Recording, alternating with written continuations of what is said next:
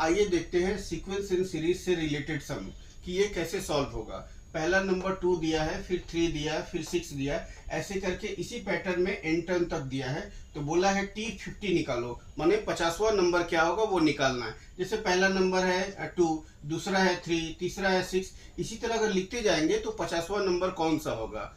तो इसको सॉल्व करने की कोशिश करते हैं। तो कोई भी मैथ्स बनाने के लिए आपको 3 बातें जरूर जाननी चाहिए। पहला है कि क्या इंफॉर्मेशन दिया हुआ है, और दूसरी बात कि क्या निकालना है, मतलब क्या फाइंड आउट करना है, और तीसरा बात कि उसको निकालने के लिए कौन सा फॉर्मूला या कौन सा तरीका अपनाना पड़ेगा। ये 3 चीजें हो जाएंगी तो सम इजीली सॉल्व हो जाएगा।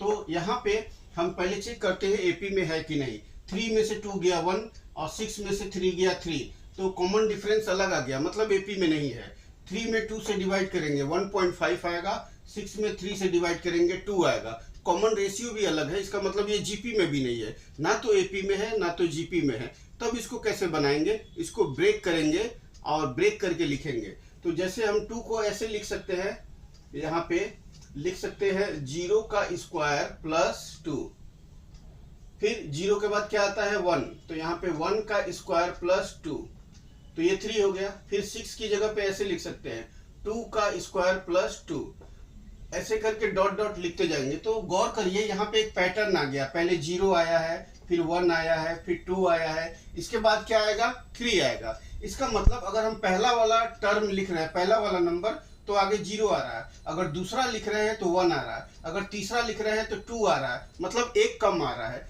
तो इसी तरह अगर हम T50 का वैल्यू लिखेंगे तो यहाँ पे 50 है, तो इसका मतलब इसके पहले वाला आएगा। यहाँ पे जैसे 2 है, सेकेंड टर्म है, तो ये 1 आ गया। तो अगर ये 50 है तो उस हिसाब से यहाँ पे हो जाएगा 49 का स्क्वायर, और ये 2 उतार देंगे।